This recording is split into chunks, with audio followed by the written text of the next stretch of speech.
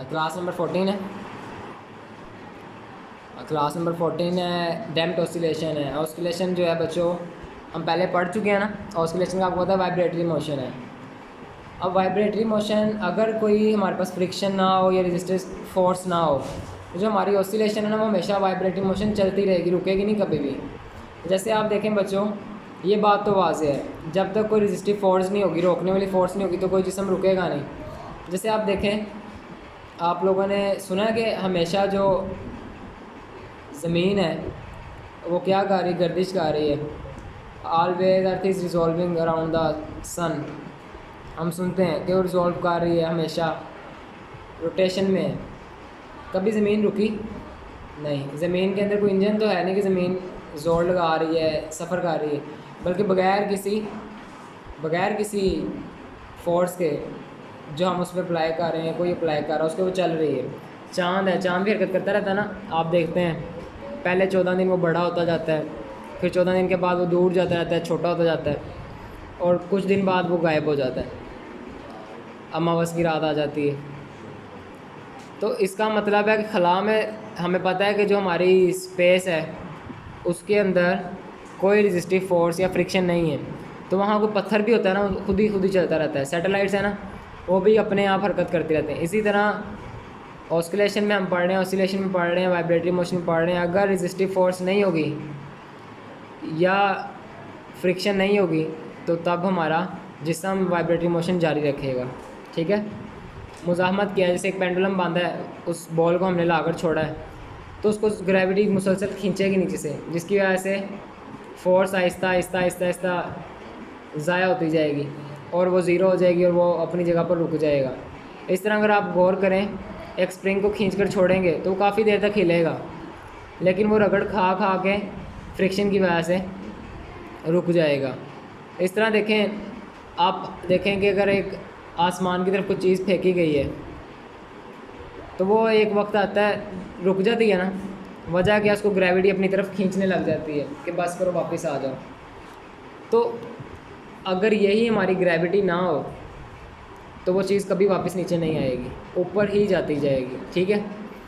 तो इसके बाद हमारे पास बात है कि the system as time passes, जैसे कि टाइम गुजरता है वो system, and the motion set to be damped. तो एक जिस्म क्या कहलाएगा कि वो डैम्प्ड है, फंसा हुआ सिस्टम है, एक मुज़ाहमती सिस्टम है, उसमें मुज़ाहमत है। This damping progressively reduce the amplitude of the vibration of motion as shown. जैसे आप देखें उसका एम्पलीट्यूड दिखाया गया। एक बात याद रखना, जैसे जैसे वक्त गुजरता जाएगा एम्पलीट्यूड कम होता जाएगा। किसकी वजह से? फ्रिक्शन या रेजिस्टेंस की वजह से। ठीक है। अगर आप लोग गौर करें, एक स्विंग पे पिंग पर किसी को बिठाया है, उसको एक दफ़ा ज़ोर से झूला दे दिया, तो वक्त गुजरने के साथ साथ उसका एम्पलीट्यूड यानी वो ज़्यादा दूर नहीं जाएगी, बल्कि आहिस्ता आहिस्ता पास फिर पास, और उसकी वाइब्रेशन का एम्पलीट्यूड कम होता जाएगा। तो इसी रूल पर काम करते हैं कार के शॉक एब्जॉर्बर्स। शॉक एब्जॉर्बर्स होते हैं जो कि शॉक को यानी कि धचके को, झटके को अब्जॉर्ब करते हैं, जज़ब करते हैं। In automobiles are one practical application of damped oscillation. A shock absorber consists of a piston moving through a liquid such as oil. The upper part of shock absorber is firmly attached the body of the car. When the car travel over a bump on the road, जब वो किसी गड्ढे से गुजरती है, the car may vibrate violently, वो बहुत ज़्यादा वैसे तरीके से वाइब्रेट कर सकती है।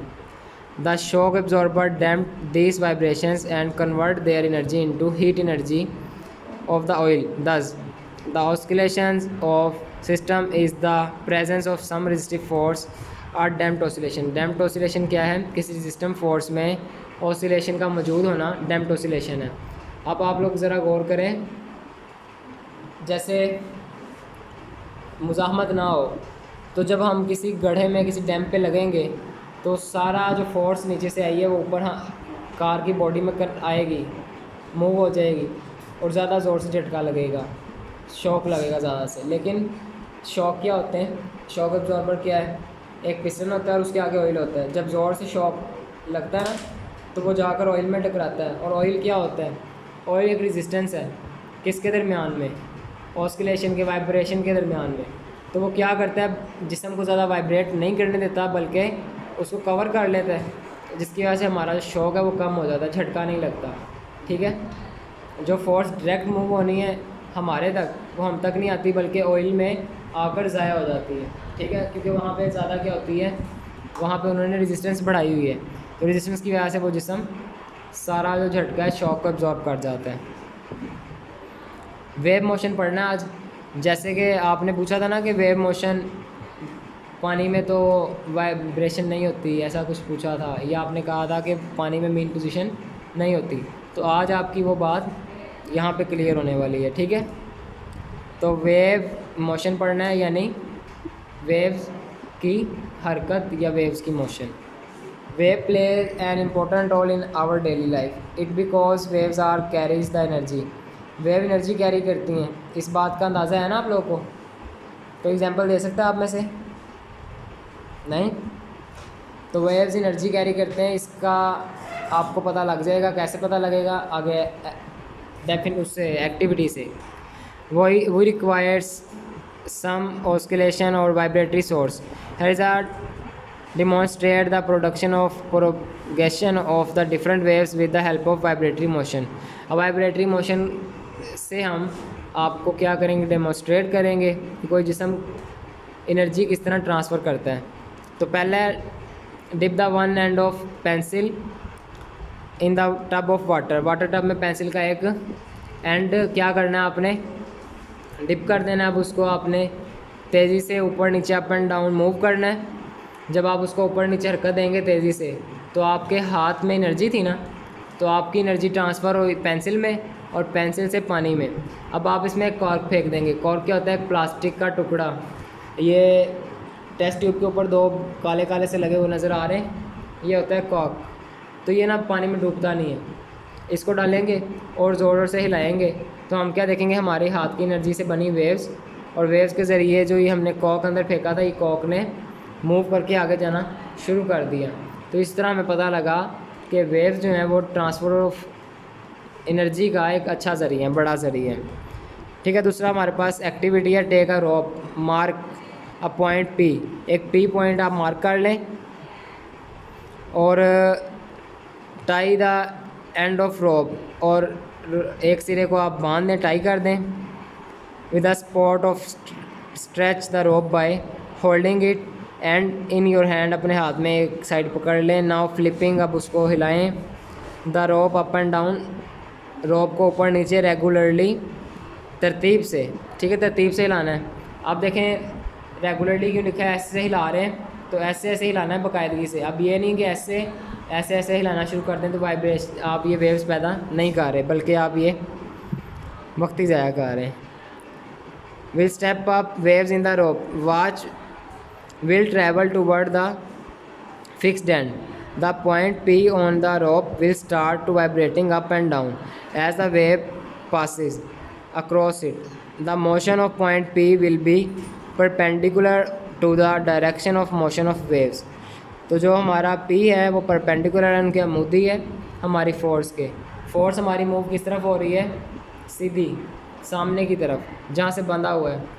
लेकिन जब हम उसको ऊपर नीचे कर रहे हैं तो पी हरकत कहाँ कर रहा है? ऊपर नीचे।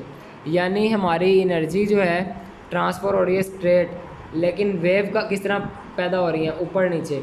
यानी वेव्स का ऊपर नीचे होना, पी पॉइंट का ऊपर नीचे होना ज़ाहिर करता है कि जो हमारी वेव्स हैं वो ट्रांसफ़र हो रही हैं आगे की तरफ, जबकि हमारा P point up and down he movement कर रहा है बस।